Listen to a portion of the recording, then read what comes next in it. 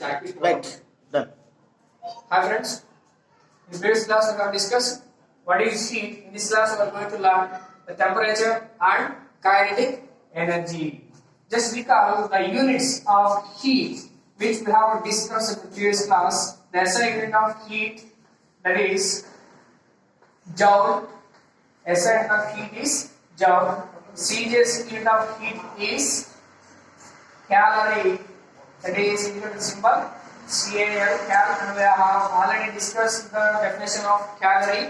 Calorie is nothing but the amount of heat required to rise the temperature of 1 gram of water by 1 degree Celsius. That is called calorie. Yeah.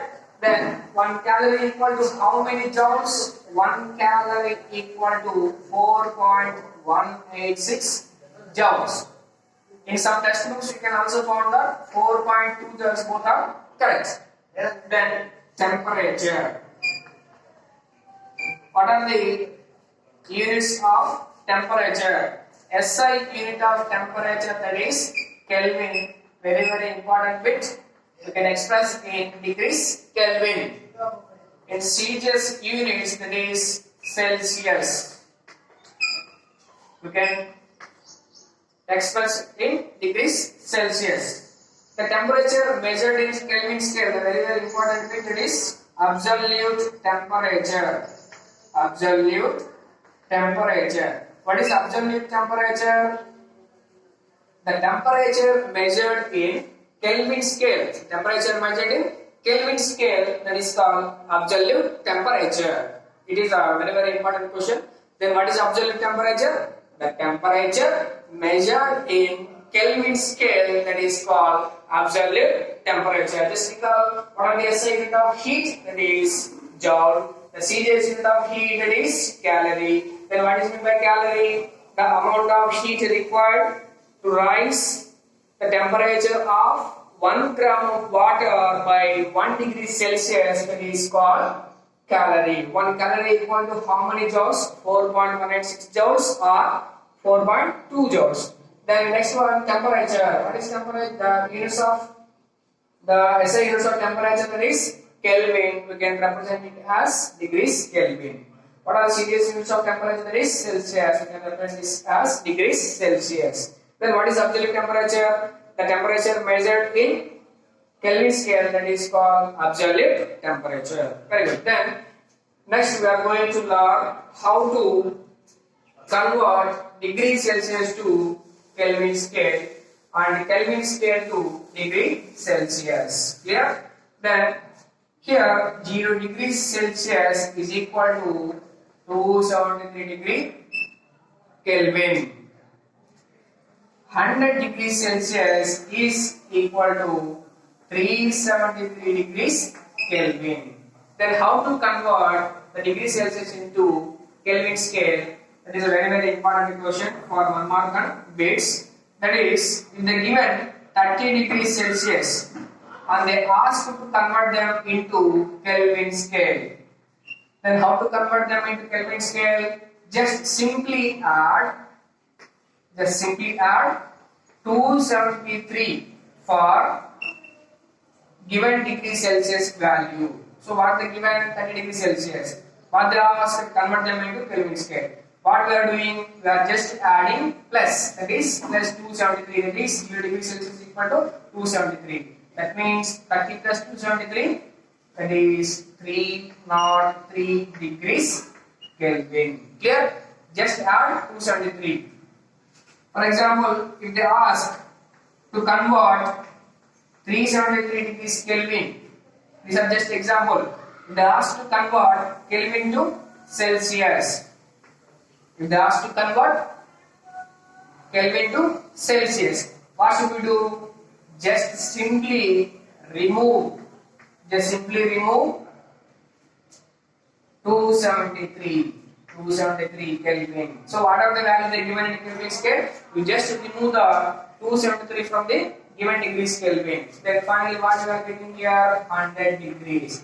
In which terms? That is Celsius. See, we already know that 100 degrees Celsius is equal to 373 Kelvin. That means 373 Kelvin, that is equal to 100 degrees Celsius. It was proven. Clear? Then pass on to the next topic, that is kinetic energy. What is kinetic energy?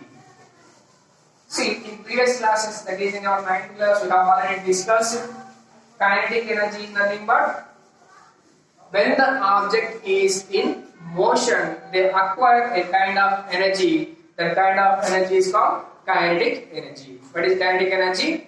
When the objects are in motion, they acquire a type of energy. That the energy is called kinetic energy. Clear? Then let me explain with an activity. First of all, we have to take two containers, one with hot water and another one with cold water. One with hot water and another one with cold water. We have taken two containers, one with hot water, another one with cold water. Clear? To these containers, add some food color or food grains like rice in your home. Add some food grains. If you want to observe the deep changes, you can keep it on stove. Then, what changes do you observe from these two activities? You can observe that the grains move. The most of the grains you can observe in both the containers. The grains in hot container will move greatly. When compared with cold water. Why? The motion of the grains is great in hot water when compared with cold water. That is nothing but, we already know that kinetic energy is nothing but the energy acquired by an object by the motion. Here we can observe the motion of the particles is more in hot water when compared with cold water. Hot means we are supplying the heat. That means as we supply the heat, the motion of the particles is more. They are moving with great speed. Here there is no supply of heat. So that we can observe there is no motion of the particles. Why it is? That means as the heat supplies, the motion of the particles increases. The particles are in motion. That means they acquire which type of energy? Kinetic energy. When the objects are in motion, they acquire kinetic energy. Just observe, if you increase the temperature, if you increase the heat, if you increase the supply of heat, what will happen? The movement of the particles also increases. That means as the temperature increases, motion of the particles also increases. But here there is no rise in temperature, but there is no motion of the particle. So we can derive an equation from this activity. What is that? See, average kinetic energy. Average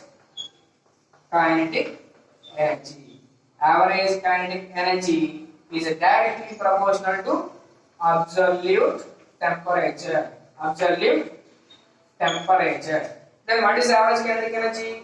That is energy acquired by the motion of the particle, that is called average kinetic energy. Absolute temperature means the temperature measured in Kelvin scale is called absolute temperature. See, directly means as the temperature increases, motion of the particles also increases. As the temperature increases, energy of the particles also increases. That means as the temperature increases, average kinetic energy of the particles also increases.